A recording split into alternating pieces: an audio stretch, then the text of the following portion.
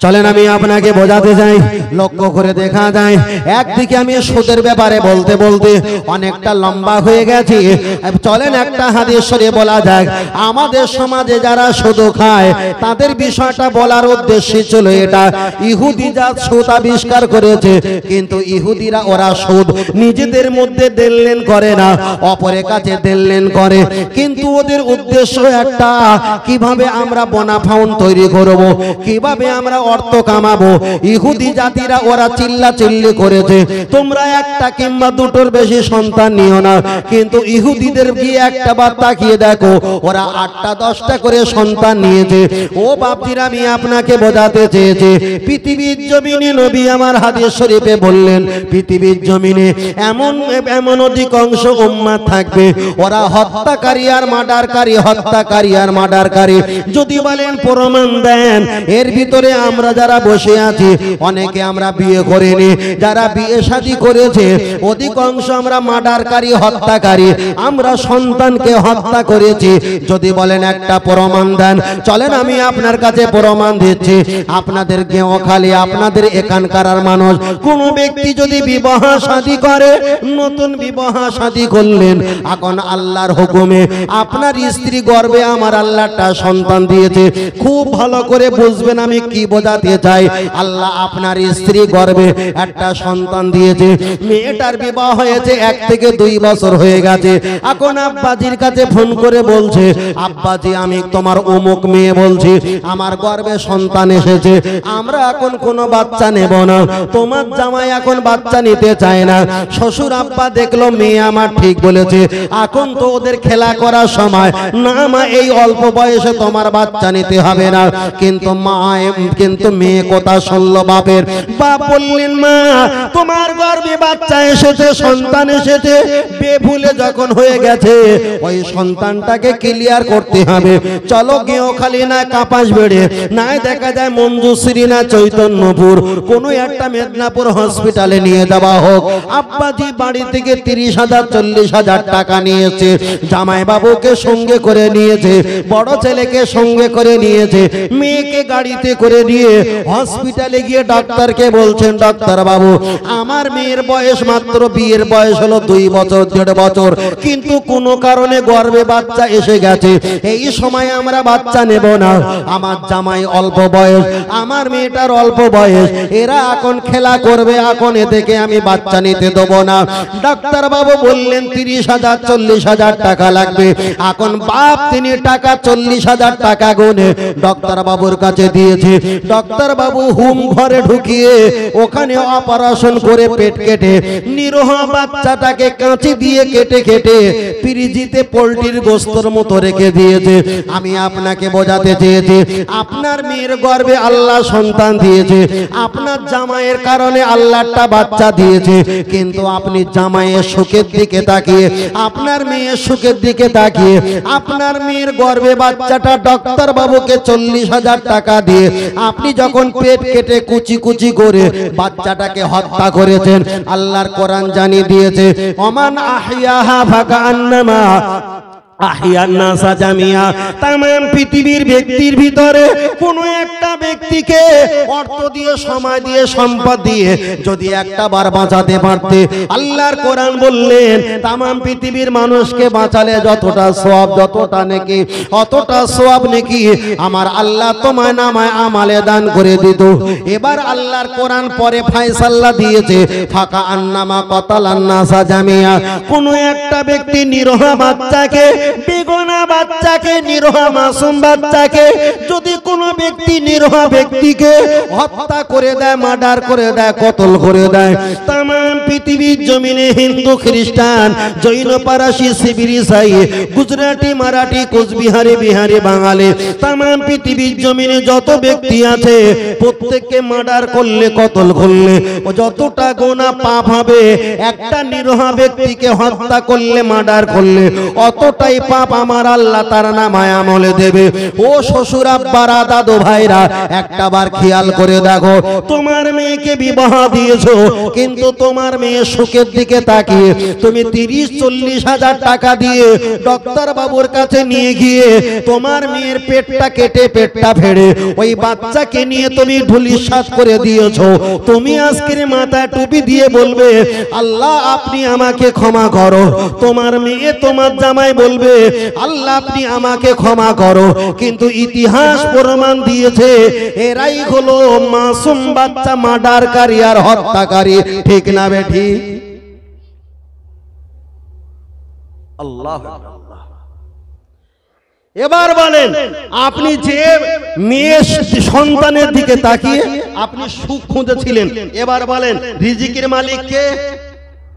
এটা তো মুখে বলছি, কিন্তু সমাজের মানুষের কাছে যদি অন্তরে থাকতো রিজিকের মালিক আল্লাহ, তাহলে বাচ্চা সন্তানের গর্ভে যদি আল্লাহ আর একটা সন্তান দিত, তাহলে টাকা দিয়ে অপারেশন করে ছিচার করে বাচ্চাটাকে বাদ দিত সমাজে। শুধু মুখে বলা হচ্ছে রিজিকের মালিক আল্লাহ, কিন্তু বাস্তবে মুখ আর অন্তর দুটো এক নয়।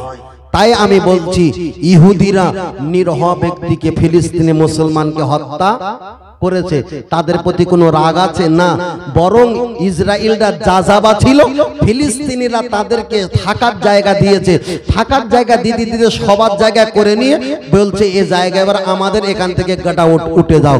ওরা উঠতে চায় না, ওদেরকে মারা শুরু করে দিয়েছে।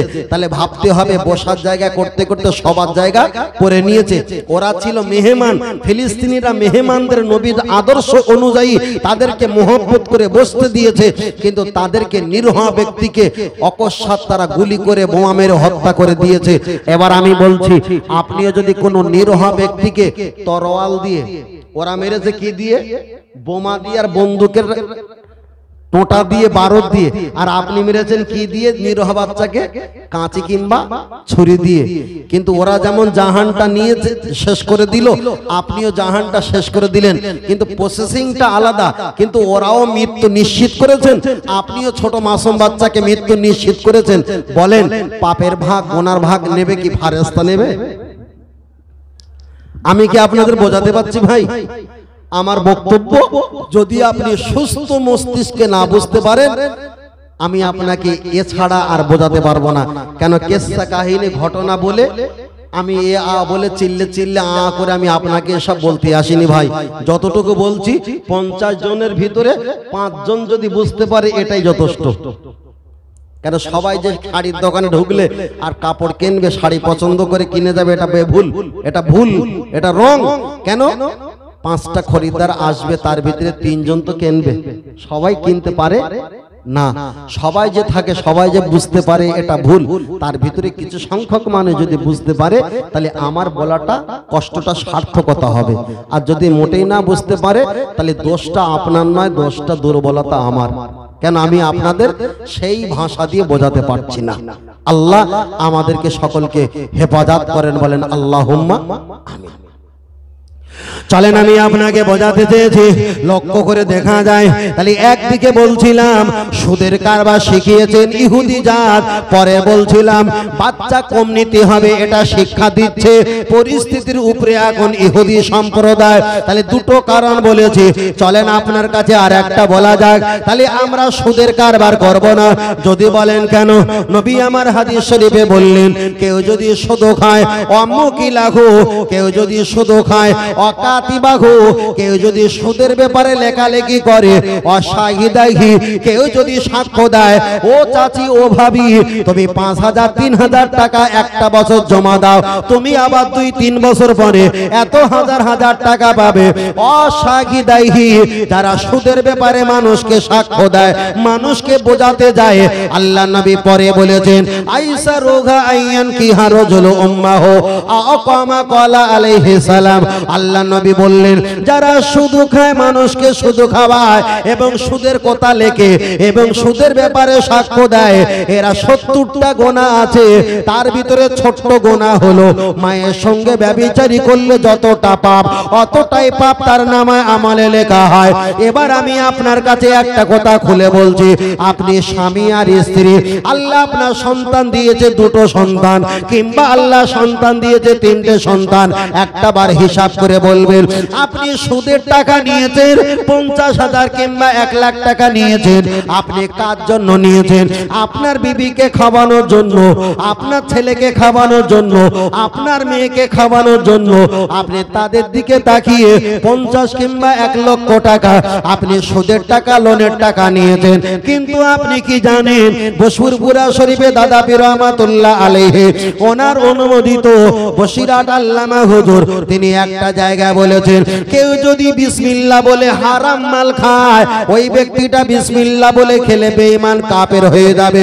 হুজুর আর একটা জায়গায় বর্ণনা করেছেন, কেউ যদি হারাম জিনিস বিসমিল্লাহ বলে না খেয়ে যদি এমনি যদি হারাম জিনিস ভক্ষণ করে, 40 দিনের ইবাদতটা নষ্ট হয়ে যাবে। ও আমার বাপ একটু খেয়াল করে শুনবেন, তাহলে সুদের টাকা, সুদের অর্থ, সুদের খাদ্য যদি এক কথায় হারাম খাদ্য যদি বিসমিল্লাহ বলে খায়, ওই ব্যক্তিটা কাফের হয়ে যাবে।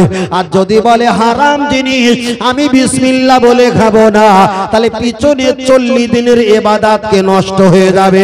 তাহলে বিসমিল্লাহ বললে খেলে একরকম ক্ষতি, আবার বিসমিল্লাহ না বলে খেলেও ক্ষতি, ঠিক না বে ঠিক?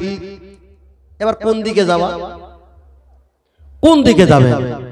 এখন বিসমিল্লাহ বলে খেলে আপনার সমুদ্রের বাঁধ ভেঙে যাবে, আর যদি আপনি বিসমিল্লাহ বলে না খান, আপনি যতটুকু বাঁধ দিয়েছিলেন সেটাও ভাঙা শুরু হবে। আল্লাহ, কিন্তু সমাজের দিকে পুরুষেরা একটা ভুল করে। পুরুষদের তো জীবনে মরণ পর্যন্ত হাসতে হয়, ওদের কষ্ট শেষ নেই, কিন্তু পুরুষেরা ওরা বাড়ির পরিবারের জন্য মরে, কিন্তু নিজের জন্য চিন্তা করে না। এই যুবকদের এইটাই সবচাইতে সমস্যা, ওরা নিজের জন্য নিজেকে উজাড় করে দেয়, কিন্তু নিজের জন্য ওরা ভাবে, সব কটা পরিবারের জন্য ভাবে।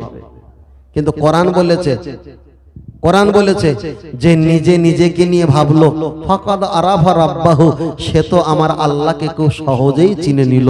বলুন সুবহানাল্লাহ। আর একটু সকলে বলি সুবহানাল্লাহ। চলেন আমি আপনাকে বোঝাচ্ছিলাম সুদের ব্যাপারে বলতে বলতে আমি কিছু মশলা বলে ফেলেছি। এবার একটা বার আগিয়ে যাই। আপনি নামাজ পড়বেন, আলহামদুলিল্লাহ ভালো। আপনার টাকা যদি সুদের টাকা হয়, নামাজের ভিতরে আর বাইরে 13টা ফরজ, তার ভিতরে কাপড় পাক হওয়াটাই ফরজ। আপনি সুদের টাকা নিয়ে আপনি টেলার্সে কিংবা কোনো বস্ত্রালয়ে কাপড়ের দোকানে গিয়ে আপনি জামা কিনেছেন, ওই জামাটা গায়ে দিয়ে ইলা শাহামাতি উদুনাইহি কাবাতে শরীফাতে আল্লাহু আকবার বলে আপনি নামাজ পড়বেন। আল্লাহর কসম করে বলি, ওই হারাম টাকায় যদি জামা করা হয়, ওই নাপাক হারাম টাকার জামায় নামাজ হবে। চলেন আমি আপনাকে বোঝাতে চাই, আপনি যদি সুদের টাকা নিয়ে আপনি যদি কারেন্টের মিটারে যদি পয়সা দাও, কারেন্টে আপনি হুক মেরে চালালেন না, আপনি মিটার বসিয়ে চালাও। আপনি যদি কারেন্টের টাকা যদি সুদের টাকা দিয়ে দেওয়া হয়, যতকাল আপনি ওই বাতিতে বাল্বে ওই লাইটে আপনি নামাজ পড়েছেন আর ওই হালাল টাকা না দিয়ে হারাম টাকা দিয়েছেন, আপনার কিন্তু নামাজ হবে না।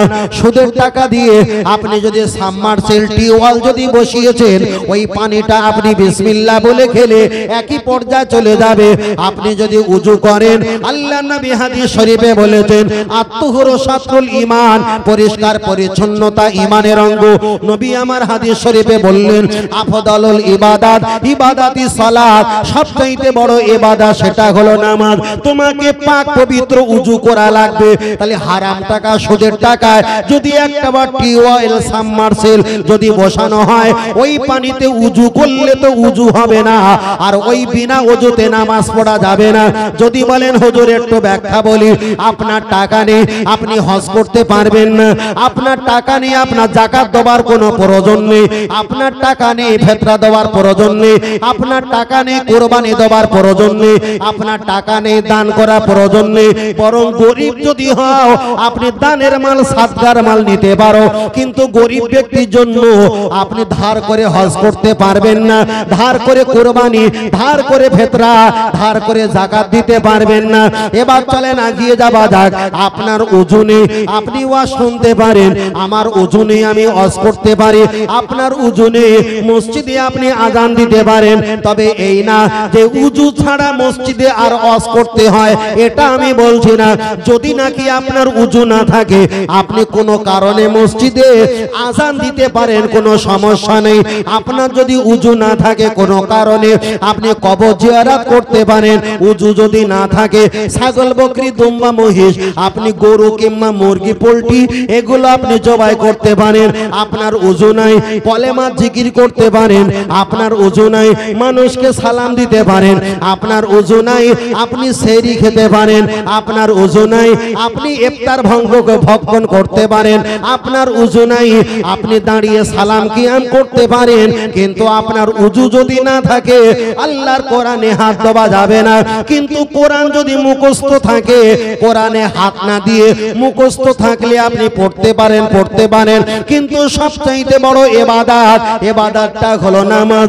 আপনার উজু আছে, উজু থাকার পরেও যদি সন্দেহ হয় উজু আছে না নাই, আছে না নাই, এমন সন্দেহ হলে হানাফি মাযহাবের মাসলা হলো তোমাকে পুরোনায় উজু করা লাগবে। তাহলে যেখানে যে ব্যক্তি উজু করলো আর উজু করার পর সন্দেহ যদি একটু ঢুকে যায়, যার কারণে পুরোনায় যদি উজু করার কথা হাদিস যদি ব্যাখ্যা দেয়, তাহলে হারাম পানিতে হারাম টাকা কল বসিয়ে ওই টাকায় উজু কি করে হয় আমাকে বুঝিয়ে দাও।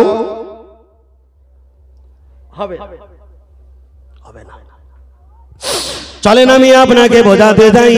লক্ষ্য করে দেখা যায়, আপনার কাছে একটাই কথা বলছি, আপনি হারাম খেলে আপনার ইবাদত আল্লাহ দরবারে কবুল হবে না, হারাম খেলে দোয়া কবুল হয় না।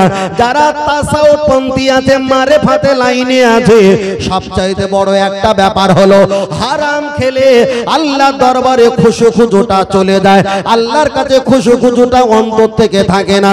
ওই জন্য তাসাউফ পন্থী যারা থাকে, যারা মারেফাত আধ্যাত্মিক জগৎকে যারা মশ করে, ওরা হারাম থেকে একটু দূরে থাকে, দূরে থাকে। ও আমার যুবকেরা, আমি জানি না যদি আপনাদের এলাকায় কোনো একটা ব্যক্তি যদি শুধু খায়, কিয়ামতের ময়দানে আপনি আমার স্ত্রীকে বলবেন, ও আমার স্ত্রী, আমি তো দুনিয়ার জমিনে বেঁচে থাকা অবস্থায় তোমার জন্য তো আমি 1 লক্ষ টাকা সুদের টাকা নিয়েছিলাম, আল্লাহ তার কারণে আমাকে জাহান্নামী বানাচ্ছে। একটা বার বলো, কিয়ামতের ময়দানে তুমি কি আমার গোনাটা একটা বার নেবে? স্ত্রী তোমার সামনে জবাব দিয়ে বলবে, আমি দুনিয়াতে কোনো বিয়ে করিনি, আমার কি করে স্বামী থাকতে পারে? তোমার স্ত্রী মিথ্যা কথা বলে পালিয়ে যাবে। আবার তোমার স্বামী যদি একটা বার ছেলের কাছে গিয়ে বলে, ওরে আমার ছেলে, দুনিয়াতে আমি তোমার বাপ ছিলাম, আমি তোমাদের অনেক কষ্ট করে মানুষ করিয়েছি, আল্লাহ সুদ খাবার কারণে আমাকে জাহান্নামে দিয়েছে। তোমার ছেলে বলবে, ঠিক আছে, কিন্তু আমি যখন দুনিয়াতে ভূমিষ্ঠ হয়েছিলাম, আমার দুনিয়াতে ভূমিষ্ঠ হবার 1 থেকে 2 দিনের ভিতরে আমার আব্বা যে ইন্তেকাল হয়ে গিয়েছিল, কই আমার আব্বা তো কষ্ট করে আমাকে খাওয়ায়নি। এমন মিথ্যা কথা বলে তোমার ছেলে পালিয়ে যাবে, এমন মিথ্যা কথা বলে তোমার আদরের স্ত্রী পালিয়ে যাবে। আল্লাহর কোরআন জানিয়ে দিয়েছে, ইয়ামা ইয়াফিরুল মারউ মিন আখিহি ওয়া উম্মিহি ওয়া আবিহি ওয়া সাহিবাতিহি ওয়া বানি। কিয়ামতের দিন তোমার ছেলে মেয়ে, বিবি বাচ্চা, নাতি পোতা, আল আওলাদ, পরিবার পরিজন কেউ তোমার হবে না, হবে না, হবে না। আপনি যদি দুনিয়া থেকে ঈমান আর আমলটা নিয়ে যদি যেতে পারো, আমার নবী জানিয়ে দিয়েছে, আনা আওয়ালু শাফিন, ওই উম্মতকে জান্নাতে দেওয়ার জন্য আমি রাসূলুল্লাহ প্রথম কাতারে দাঁড়িয়ে যাব। জোরে বলেন সুবহানাল্লাহ। আর একটু জোরে হবে না? তবে বারবার করে বলছি, যদি সপ্তাহে একদিন গোশত নাও হয় শিকার, যদি একদিন মাছ হয় আলহামদুলিল্লাহ ভালো, অন্তত মাসে দুবার গোশত খান, মাসে একবার খান, কিন্তু হারাম থেকে দূরে থাকেন ভাই। হারাম খেলে ও ধর্মকর্ম কিচ্ছু হবে না, কিচ্ছু হবে না। বারবার করে বলছি হারাম থেকে দূরে থাকেন। তবে আপনাদের তো ঢালাই রাস্তা গায়, এরা কি আর সুদ খায়? এলাকার লোক খায় না, খায় না তো এলাকার লোক। এ বাবু খায় কি? এরা সুদ খায় না, একটু লোন টোন বলতে চলে, তবে সুদ খায় না। আল্লাহ আমার ভাই দিগাকে কবু হেফাজত করেন, বলেন আমিন। আর একটু জোরে বলেন আল্লাহুম্মা, আর একটু জোরে হবেন আল্লাহুম্মা আমিন।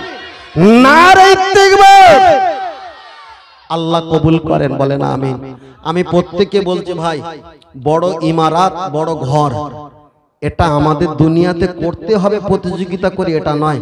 শুধু আল্লাহ বানিয়েছে আমাদেরকে তানার বান্দেগি ইবাদত করার জন্য। আসল কাজটা হয় না, আর নকল কাজ যেগুলো আরো সৌন্দর্য, আরো আত্মা শান্তি, আরো সুখে শান্তি থাকার জন্য বিকল্প বিকল্প শেষ থাকবে না, কিন্তু আমাদের আসল কাজটা ভুলে গেলে হবে না।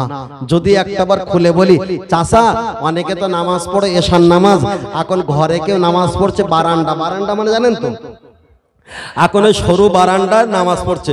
বৌমা বলছে আব্বাজি আপনি নামাজ পড়েন, আমি ভাত খুলছি। আচ্ছা, শ্বশুর মশাই যদি নামাজ পড়ে আর বৌমা যদি ভাত খোলে, এখন শ্বশুর মশাই নামাজটা কি খুব ভালো জায়গায় যাচ্ছে বলে মনে হয়? শ্বশুর মশাই জানে আমি যদি দেরি করি তাহলে আমার বৌমা ঠান্ডা কষ্ট পাবে, ছেলে বাড়ি ঘুমিয়ে পড়েছে, বৌমাও ঘুমাবে, তাহলে আমি নামাজটা একটু তাড়াতাড়ি, এটা তো হয় তাড়াতাড়ি পড়ে নি। বলেন, বৌমার মন রাখতে গিয়ে ওই শ্বশুর আল্লাহর সঙ্গে সম্পর্ক কমিয়ে দিয়েছে না বাড়ি দিয়েছে? দেখেছেন, পরের তলায় সোজা করতে গিয়ে নিজের তলা ফাঁকা হয়ে যাচ্ছে। ওই জন্য মশলার কেতাব এসেছে, যদি পায়খানা লাগে পায়খানাটা আগে সেরে নাও, তারপরে নামাজ। যদি ক্ষুধা লাগে আগে খাদ্যটা খেয়ে নাও, তারপরে নামাজ। ওই নামাজ পড়ার সময় নাতি আসবে, নামাজ পড়ার সময় বৌমা ডাকবে, নামাজ পড়ার সময় ফোন করবে, ফোনটা সাইলেন্ট করে চিৎপাত করে উল্টে রাখো। তোমার নামাজটা পর্যাপ্ত পরিমাণ সময় যখন হবে, পর্যাপ্ত পরিমাণ নামাজ শেষ হয়ে গেল, ফোনটা এবার খোলো, দুনিয়াবি চললো। কথা বুঝতে পেরেছেন? আমি নামাজ পড়বো আবার দেখবো কে ফোন করলো, কে কি করলো না। প্রয়োজনীয় জিনিস ফোনটা প্রয়োজন আছে, তবুও 5টা মিনিট 10টা মিনিট একটু আড়ালে রাখো। কথা বুঝতে পারেন না? তাতে কি হবে, আমার আসল কাজে যাতে ব্যাঘাত না ঘটে, আসল কাজে ব্যাঘাত না ঘটে। কেন পৃথিবীতে সবাই স্বার্থকে ব্যবহার করে, কিন্তু আমরা দুনিয়াতে এসেছি আমাদের আপন বলতে কেউ নয়। যদি কোনো ব্যক্তির স্ত্রী, স্বামী যদি মারা যায়, স্ত্রী কাঁদবে না হাসবে? দাদু ভাই, স্ত্রী কাঁদবে না হাসবে? কাঁদবে। 1.5 মাস 3 মাস কান্নাকাটি করেছে, 3 মাস কাঁদার পরে আর একটা বউ এসে বলছে, হ্যাঁ রে বউ, স্বামী তো মারা গেছে, তুমি তো কেঁদে কেঁদে তো রোগা পাকাটি হয়ে যাচ্ছ, তা আল্লাহর জাহান আল্লাহ নিয়েছে, ওইলি আর বসে থাকলি হবে? এর কান্নাকাটির কপালে বাস পড়েছে না পড়িনি? যে আল্লাহর জাহান আল্লাহ নিয়েছে, তা কত মাস ধরে, 3 মাস তো হয়ে গেল, তা তোমার তো এখনো জীবন জৈবন আছে, তা তুমি একটু নিজের সিদ্ধান্ত কিছু একটা নাও। এ স্বামীর কান ছিল, স্বামীর জন্য 3 মাস টোটাল কান্নার কপালে বাস পড়েছে না পড়িনি? 2 দিন 4 দিন 6 দিন, এই কিছুদিন কান্না কেউ কারণ নয়, কেউ কারণ নয়, আল্লাহ। চলেন আমি আপনাকে বোঝাতে চেয়েছি, লক্ষ্য করে দেখা যায়। তাহলে মায়েদের ব্যাপারে বলছিলাম, আপনারা সুদের কারবার করবেন না, লোনের কারবার করবেন না, এমন কি কোনো হারাম খাদ্য আপনারা উপার্জন করবে না। এ দুনিয়াটা অল্প সময়, অল্প সময়। আল্লাহ জিজ্ঞাসা করবে, ওয়াল উমরিহি ফিমা আপনাহু, ও আমার বান্দা, আমি তোমাকে উমর দিয়েছিলাম, আমি তোমাকে বয় দিয়েছিলাম, কোন কাজে তুমি ব্যয় করলে আমার কাছে একটা বার জবাব দাও। ওই দিন আমরা লাজবাব হয়ে যাব, আল্লাহর কাছে জবাব দিতে পারবো না। ও আমার চাচাজি, তোমার নাতির জন্য তুমি এত চিন্তা ভাবনা করো, আপনি কি জানেন আপনার ছেলের প্রতি হক হলো আপনার, মেয়ের প্রতি হক হলো আপনার, নাতির প্রতি হক কিন্তু আপনার নয়। তার ছেলের হক তার ছেলের প্রতি, আপনি নাতির প্রতি আগিয়ে চলে যাও, এটা কিন্তু আপনার হক নয়, হক নয়, হক নয়। আল্লাহ আপনার টাকা দিয়েছে, এই টাকার বিনিময়ে আপনি একটু ধর্মের জন্য দান করো। আল্লাহ আপনার টাকা দিয়েছে, এই টাকার বিনিময়ে একটু হজ করো, উমরা করো। এই টাকার বিনিময়ে আল্লাহ দরবারে মসজিদ, মাদ্রাসা, খানকা, ঈদগাহ, ধর্মীয় কাজে আপনি একটা বার ব্যবহার করো। কিন্তু আমি আপনাকে বোঝাতে চেয়েছি, এই টাকার বিনিময়ে উমরা করো, আল্লাহর কাবাটা একটা বার দেখো। ও বাপজিরা খুব ভালো করে শুনবেন, লক্ষ্য করে দেখা যায় আপনি যে হাতে ঘড়ি দিয়েছেন, আপনি যদি ইন্তেকাল হয়ে যাও, ইন্তেকাল হয়ে গেলে আপনার এই ঘড়িটা আপনার বড় নাতি দখল করে নেবে।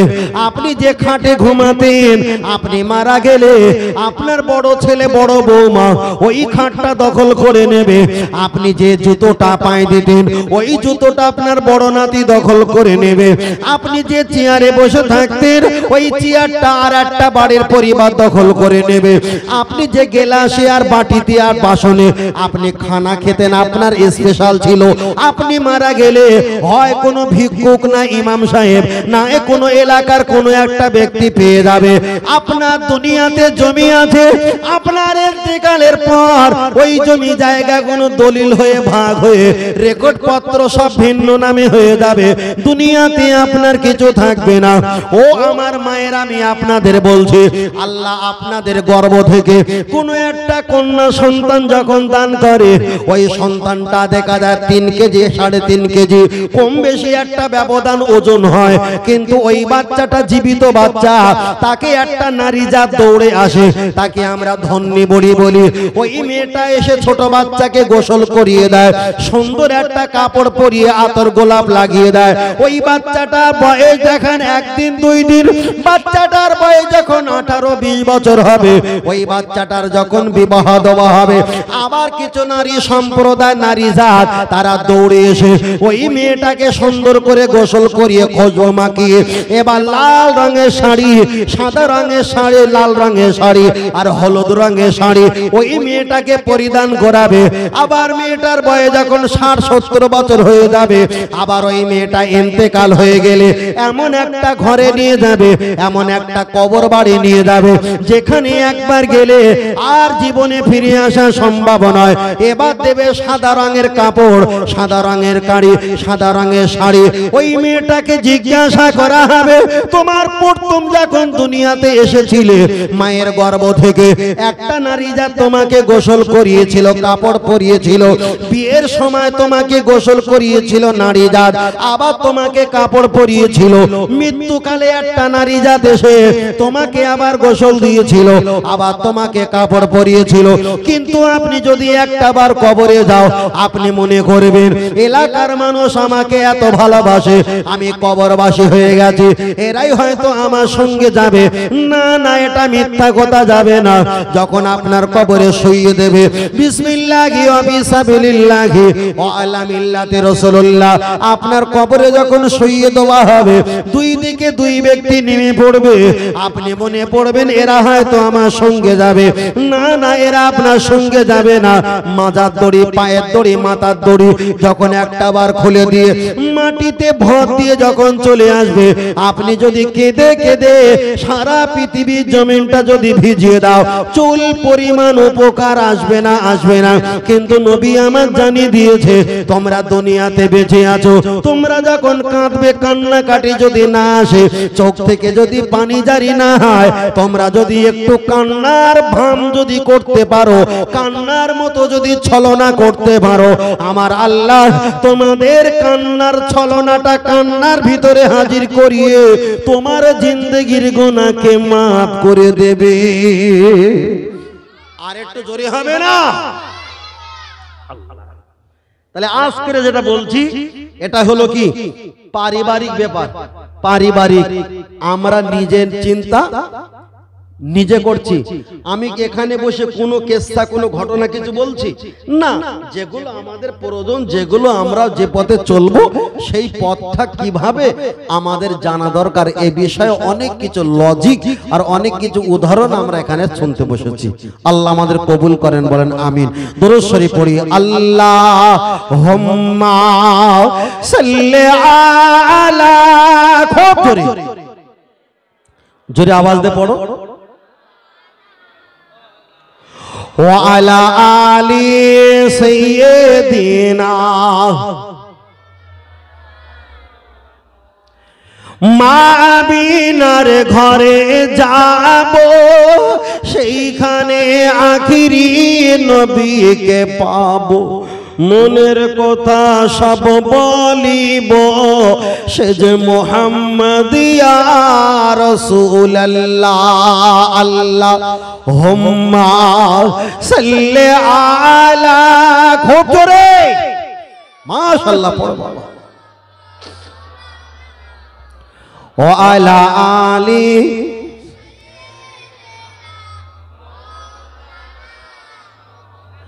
সাল্লাল্লাহু আলাইহি ওয়া সাল্লাম। আল্লাহ আমরা যা শুনছি যা বলছি, আল্লাহ আমাদের সকলকে আমলিয়াতে জিন্দেগি দেন, বলেন আল্লাহুম্মা আমিন। আরেকটা সকলে বলি আল্লাহুম্মা। আপনাদের বাড়িতে ওই যে ছাগল, বকরি, গরু, মহিষ এতটা নেই, অত ছাগল মুরগি রাখার জন্য একটা ঘর বানানো হয় না, হয় না? একটা ছাগল বাইক রাখাই, একটা সাইকেল বাইক রাখার জন্য একটা ঘর বানানো হয়, হয়।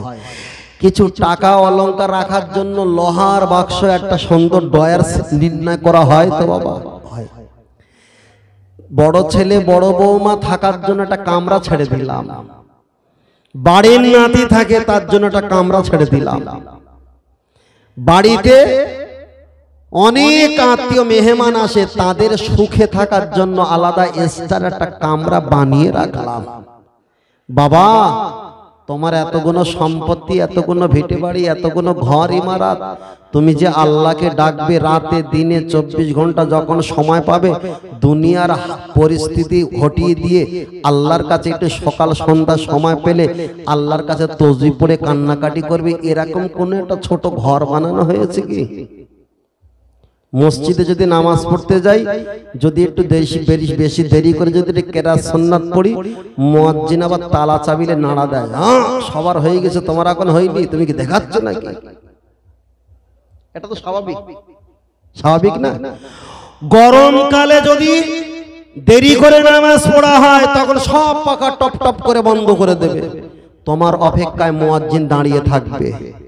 শীতকালে মুয়াজ্জিন ঠক ঠক করে কাঁপছে, তোমার অপেক্ষায় তুমি কখন বার হবে, তুমি যে নামাজ পড়ছো তার কিন্তু পছন্দ হচ্ছে না, এটা তো স্বাভাবিক, তুমি কখন বার হয়ে চলে আসবে, এটা ও চায়।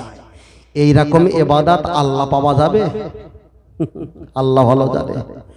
আপনি যখন সময় পাবেন আপনি ছোট একটা ঘর বানাও, সেখানে কিছু তসবিহ রাখো, সেখানে নামাজের মাসাল্লা রাখো, সেখানে টুপি রাখো, সেখানে হাজি রুমাল রাখো, সেখানে এক্সট্রা কিছু জামা রাখো, পানির বোতল রাখো, কিছু খাদ্য খাবার, শুকনো খাবার রাখো, তুমি সেখানে চা পানি খাও, সেখানে নামাজ কালাম পড়ো, সেখানে ইবাদত করো। যদি তুমি বেশি নামাজ পড়ো, যদি তুমি মুখ বেঁকিয়ে বেঁকিয়ে আল্লাহর কাছে কান্নাকাটি করো, উকি মেরে কেউ দেখবে না যে মুরব্বিটা কেমন করে কাঁদে, ঠিক না বে ঠিক? তাহলে আল্লাহর সঙ্গে আমার যে অনেক কিছু বলার আছে, এই সুযোগটা পাওয়া যাবে না, যাবে না? পাওয়া যাবে। কিন্তু আমরা যে নাড়াচাড়া শরীর দিয়ে লোকালয়ে যেভাবে নামাজ পড়ছি ভাই, এর বিনিময়ে আল্লাহর কাছে আমরা কিছু চাইতে পারিনি। ওই সবাই রব্বানা জালামনা বলে, আমিও বলি রব্বানা জালামনা। এখন জালামনা আনফুসানা এর মানে কি আমিও জানি না আর বাপও জানে না। আমার আরবিতে দোয়া করার কি দরকার? আমি বাংলা জানি, যা মনের কল্পনা সব আল্লাহকে বলবো। আল্লাহ কি বোঝে না? মানুষ বান্দা কল্পনা জল্পনা করার আগে আল্লাহ তার খবর বলে দিতে পারেন, তিনি হলেন আমার রব। জোরে বলেন সুবহানাল্লাহ। আল্লাহর কাছে চাও। হয়তো আমি বলছি এইগুলো যুবকদের ভালো লাগছে না, কিন্তু আমি আপনাকে বলছি ভাই, ভালো লাগার এ সমাজে যারা অতি রং দেখাবে তাদের ভিতরে আন্তরিকতা নেই, আর এই সমাজে যারা আন্তরিকতার সঙ্গে বলবে তাদের আবার সমাজে দাম নেই। খুব কঠিন ভাই, মারাত্মক কঠিন। কেন আমি একজন পীর মুরিদ মোহাব্বত করি, আমি একজন তাসাউফ লাইনে মশ করি, আমি তো আজে বাজে কিছু বলতে পারবো না। আমি এটাই বলবো বাবা, আল্লাহর কাছে কিছু চাও, আল্লাহর কাছে কিছু চাও, তবে শুধু আল্লাহর কাছে চাইবো না, অবতাগু ইলাইহিল ওসিলা, আমার নবীর ওসিলা দিয়ে চাইবো। বলে সুবহানাল্লাহ। চলেন আমি আপনাকে বোঝাতে চেয়েছি, অনেক কথা বলছিলাম, বলতে বলতে অনেকটা লম্বা করে ফেলেছি। একদিকে আমাদের মায়েদের আর আমাদের ভাইদের সুদের ব্যবসা, হারাম ব্যবসা, এই সম্পর্কে বলতে বলতে অনেকটা লম্বা আমি হয়ে গেছি, অনেকটা বিষয়টা লম্বা আমি করে ফেলেছি। চলেন এবার একটা বার আগিয়ে যাওয়া যাক। আল্লাহর নবী বসে আছেন, একজন সাহাবা এসে বললেন, ইয়া রাসূলুল্লাহ, আমি একটা জায়গায় সফর করব বলে যাচ্ছিলাম। আল্লাহর নবী বললেন, তারপর? হুজুর, আমি একটা উটের পিঠে উপরে উঠলাম, আর উটের পিঠে ওঠার পরে দেখতে পেয়েছি অনেকটা রাস্তা আমি অতিক্রম করেছি, ফাঁকা মরুভূমি জায়গা, আমার ক্লান্ত এসে গেছে, আমি একটু ঘুমিয়ে পড়বো। হুজুর, আমি ঘুমিয়ে পড়লাম, ভালো করে শুনবেন, আমি ছোট করে বলছি। হুজুর, আমি ঘুমিয়ে পড়লাম, কিন্তু ঘুম থেকে উঠে দেখি আমার সেই উট আমার কাছে নাই। বললেন, হুজুর, ওই উটের উপরে আমার জামা কাপড়, আমার মস্কে পানি, আমার খাজুর, আমার টাকা পয়সা, অলংকার, সবকিছু দিরহাম ওই উটের উপরে আমি সাজিয়ে রেখেছিলাম, কিন্তু উট কোথায় চলে গেছে আমি খুঁজে খুঁজে তন্ন তন্ন করে পেলাম না। আমি যদি হেঁটে হেঁটে আমার আপন ঘরে যদি ফিরে আসে, আমি এতদিন ধরে আস্তে আস্তে মারা যাব। আমি যদি গন্তব্য স্থানে বাদ দিয়ে আমার আগের মঞ্জিলে যদি আমি ফিরে যাই, আমি যেতে পারবো না, না খেয়ে অসর হয়ে মারা যাব। হুজুর, আমি কাঁদতে কাঁদতে ফাঁকা জায়গায় বসে বসে কাঁদছিলাম, আমি ক্লান্ত হয়ে কাঁদতে কাঁদতে ঘুমিয়ে পড়েছিলাম। হুজুর, আপনাকে কি বলবো, আমি ঘুম থেকে উঠে দেখি আমার উট চলে গিয়েছিল, সেই উট আমার মাথার ধারে চুপ করে বসে আছে। হুজুর, আমি এত খুশি হয়েছি আর এত আনন্দ পেয়েছি, আমি আপনাকে বলে বোঝাতে পারবো না। এই উট যদি আমার কাছে 2 দিন 1 দিন না আসতো, আমি তো না খেয়ে তৃষ্ণা এখানে মারা যেতাম, কাউকে তো ডেকে আমি পেতাম না। ফাঁকা মরুভূমি জায়গা, হাজার হাজার শত শত কিলোমিটার ফাঁকা আর ফাঁকা জায়গা। আল্লাহর নবী বললেন, ও আমার সাহাবায়ে কেরাম, তোমার মাথার সামনে যখন উট এসেছিল তুমি খুশি হয়েছিলে। আল্লাহর কাছে বলছিলাম, আল্লাহ, আমি আপনার প্রতি শুকরিয়া জানাই, আমি এত খুশি হয়েছি, পৃথিবীতে মনে হয় এত খুশি হতে পারলাম না। দয়ার নবী গায়ে হাত দিয়ে বললেন, কাঁধে হাত দিয়ে, ও নবী, সাহাবা, আমার সাহাবা, জেনে রেখে দাও, কোন বান্দা যখন আল্লাহর ঘর থেকে অনেক দূরে সরে যায়, আল্লাহর কাছ থেকে অনেক দূরে চলে যায়, আমার আল্লাহ খুব কষ্ট পায়, আমার আল্লাহ খুব ব্যথা পায়, মনে মনে দুঃখ পায়। কিন্তু এই বান্দা ঘুরে ঘুরে ঘুরে ঘুরে কোথাও শান্তি আর কিনারা না পেয়ে অবশেষে আল্লাহর কাছে মাথা নত করে আবার যখন ঘুরে আসে, তুমি যেমন উটকে পেয়ে শান্তি খুশি হয়েছিলে, আমার আল্লাহ ওই রকম হারিয়ে যাওয়া বান্দা আল্লাহর কাছে যখন ফিরে আসে, আমার আল্লাহ তার চাইতে বড় খুশি হয়ে যায়। আল্লাহ, ও আমার জামান যুবকের, আমি আপনাকে বলছি, চলেন একটা বার গিয়ে যাওয়া যায়। আমি ইবাদতের কথা বলছিলাম, আপনাকে ইবাদত করতে হবে। আপনারা মাহফিল জলসা দিয়েছেন, আলহামদুলিল্লাহ, ভালো। সারাটা জীবন যদি এই ইসাল্লে সওয়াব আপনি যদি না দাও, আপনার কোনো গুনাহ হবে না, কোনো গুনাহ হবে না। কিন্তু আপনাদের এখানে মসজিদ আছে, আলহামদুলিল্লাহ, ভালো। আপনি কি জানেন, আমি যখন এখানে বসেছি, আমি লেখাপড়া করে এই জায়গায় আসলাম। হুজুর সাহেব পিয়ারডাঙ্গা থেকে যিনি এসে, আমাদের হুজুর সাহেব, উনিও যখন এখানে এসে বসছে, উনিও তো মাদ্রাসা থেকে লেখাপড়া করে এখানে এসে আপনাদের মসজিদের ইমাম সাহেব হুজুর আপনাদের মসজিদের চাকরি পেয়েছে, উনিও তো মাদ্রাসা থেকে লেখাপড়া করে তারপরে মসজিদের মেম্বারে দাঁড় হয়েছে। আমি আপনার কাছে একটাই কথা বললাম, আপনি যদি লেখাপড়া না জানেন, আল্লাহর ইবাদত করতে পারবেন না, পারবেন না। যদি যদি বলেন হুজুর একটু খুলে বলো যাতে আমরা সহজে বুঝতে পারি, আমি আপনার কাছে সহজ বলবো। আমি সহজ বলতে খুব ভালোবাসি। আগে চাকরি না আগে পয়সা? আগে হলো চাকরি, তারপরে হলো পয়সা। আগে হলো মালিক হয়ে, আগে হলো তুমি মালিককে খুশি করো, তারপরে মালিকের কাছে কিছু টাকা পয়সা নাও। আগে তুমি চাকরিতে জয়েন করো, তারপরে তুমি টাকা পয়সা নেবে। আগে তুমি আল্লাহকে খুশি করো, তারপরে আল্লাহর কাছ থেকে নেকির আশা করবে। চলেন একটা বার আগিয়ে যাওয়া যাক। আপনাদের এখানে ছোট ছোট বাচ্চা বসিয়েছেন, আমি এটা হারাম বলবো না, এখানে বসানো যে নাজায়েজ হারাম চলবে না এ কথা আমি কখনো বলবো না। কোন পীর সাহেব হুজুরে কথা বলবে না। তবে এটা ভালো, আপনারা এদেরকে নিয়ে যদি মসজিদে নামাজ পড়তে যাও, কখনো কোনো ইমাম বলবে না যে এটা হারাম। অবশ্যই এটা ভালো। খুব ভালো করে শুনবেন কি বলতে চেয়েছি। আপনার বাচ্চাকে নিয়ে আপনি যদি কাবা শরীফে হজ করতে যাও, কিন্তু আপনার বাচ্চাকে কাবায় নিয়ে গেলে কেউ আপনার বাচ্চাকে বাধা প্রদান করবে না। আপনার বাচ্চাকে যদি রমজান মাসে আপনি যদি রোজা রাখতে দাও, কেউ আপনার বাচ্চার নামে বিরোধিতা করবে না। কিন্তু মজার বিষয় হলো একটা, আপনার বাচ্চাকে এখানে বসিয়েছো, এদের প্রতি তো এখন অশোনা জায়েজ নয়। আপনার বাচ্চাকে জুম্মার দিন নিয়ে গেছো, আপনার বাচ্চার বয়স তো 7-8 বছর 9 বছর, আপনার বাচ্চার প্রতি তো এখন নামাজ ফরজ জায়েজ নয়। আপনার বাচ্চার নামে কুরবানি দিয়েছো, আপনার বাচ্চার নামে আপনি কুরবানি দিয়েছো, আপনার বাচ্চাকে নিয়ে রোজা রেখেছো। তোমার ওই ছোট বাচ্চার প্রতি এখনো তো রোজা ওয়াজিব হলো না, ফরজ হলো না। আপনার বাচ্চাকে নিয়ে হজে চলে গেছো, আপনার বাচ্চার প্রতি এখন হজ ফরজ হলো না। এমন সমাজে মূর্খ ব্যক্তি আবির্ভাব হয়েছে।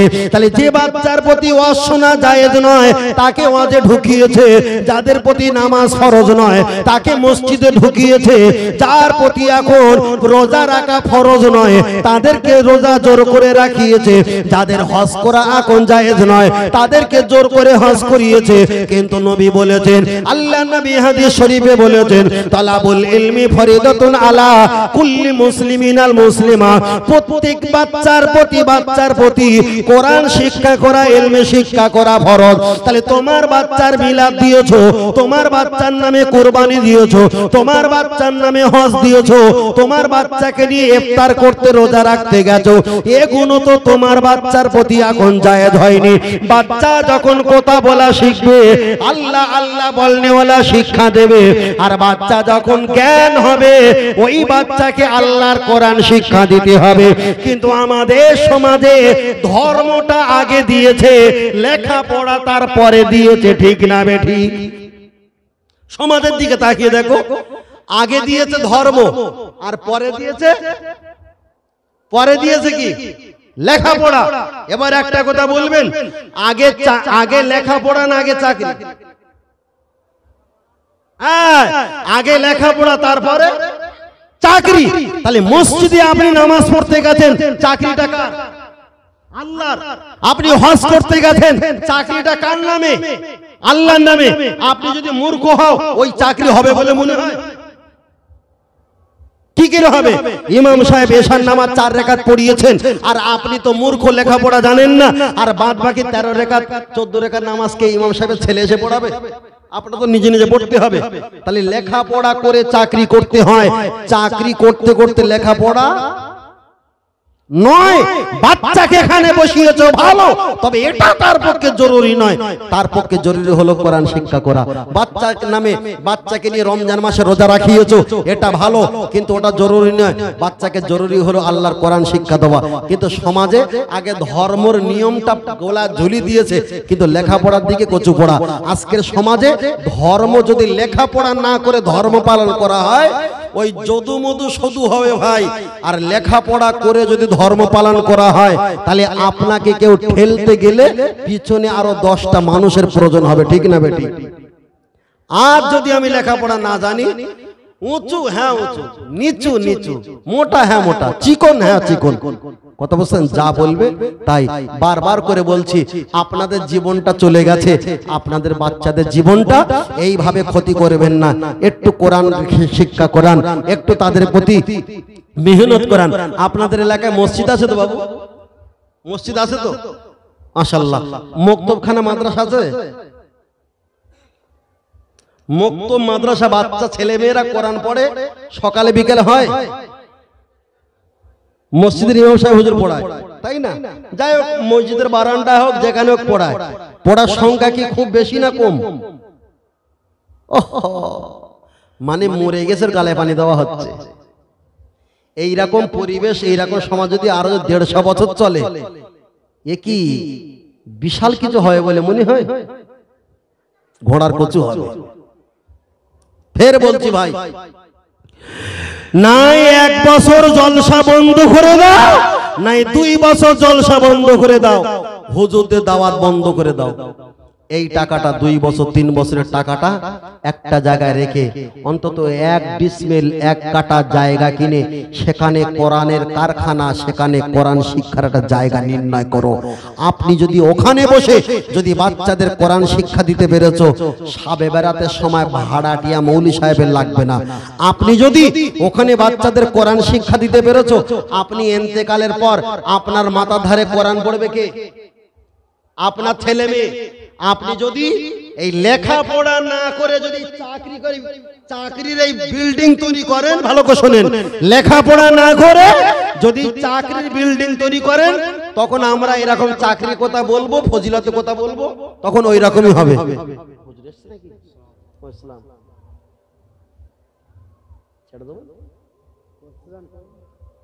না সেটা বলো, আমি বুঝতে পারছি না। মাশাআল্লাহ, ভাই এসছে, অনেক কথা হলে সীমিত একটা দুটো কথা ফের বলছি একটাবার। তাহলে আমরা প্রথম বলেছিলাম এখানে আমরা কেউ ছিলাম না, কিছু পূর্বে আমরা এসেছি। এরপরে এমন একটা সময় আসবে আমরা কেউ থাকবো না। কুটুম বাড়ি, আত্মীয়র বাড়ি গেলে যেমন মিষ্টি খাবার পার্সেল নিয়ে যেতে হয়, না নিয়ে গেলে লজ্জিত বোধ হতে হয়। আল্লাহর দরবারে যখন যাব, আমাদের ঈমান আর আমল না নিয়ে গেলে লজ্জিত হতে হবে না? হবে না? আমি অনেক কথা বলেছি, তবু বলছি, ছাদ থেকে লাফ মারছিলেন, আমি বলতে পারিনি আই লাভ ইউ। কেন? ওখানে ভালোবাসা মানে আরো ক্ষতি করা। তাই আমি জামাটা টেনে ধরে দিয়েছিলাম যে এটা ভুল করছেন, এটা রং, এটা ভুল, এটা খারাপ। তাই কিছু সুদের কথা, কিছু হারামের কথা, কিছু পাক, কিছু না পাক, কিছু জায়েজ, কিছু না জায়েজ, এত কথা বলেছি। আমি আপনাদের কাছে লম্বা কথা কিছু বলবো না। তবে আপনাদের এখানে সবজি চাষ হয় না এই ধান চাষ হয়? বাবু, সবজি চাষ হয় না? না, ধান চাষ হয়। সাপোজ একটা কথা, এখন মূল দুই রঙের হয়, একটা হলো লাল আর একটা হলো সাদা, বুঝলেন না? আর তেলাপিয়া মাছ, একটা হলো তেলাপিয়া, একটা হলো তেলাপিয়া, একটা হলো লালেন্টিকা, আর একটা হলো কি মনোপিয়া, নাকি ভুল বলছি? তেলাপিয়া, লালেন্টিকা, মনোপিয়া। 3 নম্বরে কোরস্ত। 3 নম্বরে করছ না? আমি বিয়াদবি করছি না, হুজুরকে বসিয়ে সীমিত কথা বলছিলাম শুধু বিষয়টা নিয়ে, ছোট্ট একদম অল্প সেকেন্ড। সকালবেলা ইমাম সাহেব হুজুর আর আমরা কয়জনা নামাজ পড়ে এখন মূলো খেতে গেছি। মূলো খেত টানলে উঠে আসে, এখানে তোলার দিকে সরু, উপর দিকে মোটা। কত বুঝতে পেরেছেন? এখন টানলাম, ধুয়ে একজনকে খাবিয়ে দিয়েছি। সকাল 8টার সময় চা দিলাম, একটু বাবুজি বিস্কুট কেক দিলাম। বেলা 10টার সময় গরম ভাত, ডাল আর মাছ মানে ভাজা ছিল দিলাম। বেলা 1টার সময় গোস্ত, অনেক কিছু খাদ্য তাকে খাওয়ালাম। বেলা 2টোর সময় পাখা ছেড়ে দিয়ে ঘুমাচ্ছে। তোলা থেকে একটা আওয়াজ হবে না? কিসের আওয়াজ? 22 সরানো আওয়াজ, তাই না? দুর্গন্ধ তো বাবা, দুর্গন্ধ। তার কারণটা কি? খালি পেটে মূলো খেয়েছে, বিস্কুট খেয়েছে, চা খেয়েছে, কেক খেয়েছে, গোস্ত খেয়েছে, মাছ খেয়েছে, বিরিয়ানি খেয়েছে। এই গন্ধ না মূলো গন্ধ? মূলা গন্ধ তো। কেন গন্ধ? ও খালি পেটে পেটটা দখল করেছিল, ওর এগেনস্টে 1000 খাদ্য দিয়েছি, ওকে চাপানো সম্ভব হয়নি। আপনাদের ছোট ছোট বাচ্চাগুলো খালি পেট, সকাল 6টা, মেমোরি একদম খালি। এই খালি পেটে নিয়ে একটু কোরআনের একটু মূলর মতো, একটু কোরআনের 2টো সূরা, একটু হাদিসের 2টো আয়াত, একটু মশলা, একটু মাসাইল, একটু পাক, একটু না পাক, এই খালি পেটে, একটু খালি পেটে কোনো খাদ্য এখন পড়িনি, কোনো বদমাইশের দাগ এখন পড়িনি। এই খালি পেটে একটু কোরআন হাদিসের 2 কামড়, কিছু সূরা হাদিস কোরআন একটু শিখিয়ে দাও, একটু খাবিয়ে দাও। এরা যখন ইমাম সাহেবের পাশে দাঁড়িয়ে যখন হাত ধরে ইয়াগফিরুল্লাহু লানা ওয়া লাকুম সুন্দর করে যখন পড়বে, তখন ভাবতে হবে এটা সে অল্প বয়সে মূলো খাবার ঢেকুর। আমি বোঝাতে পারিনি, দুর্বলতা আমার, ক্ষমা করবেন। ভাই এসছে, অনেক কিছু বলার আছে। আল্লাহ তানাকে কিছু বলা, আমাদের কিছু বলা, আমাদের শোনা। আল্লাহ আমলিয়াতে জিন্দেগি দেন। সকলে বলি আল্লাহুম্মা আমিন। আসসালামু আলাইকুম।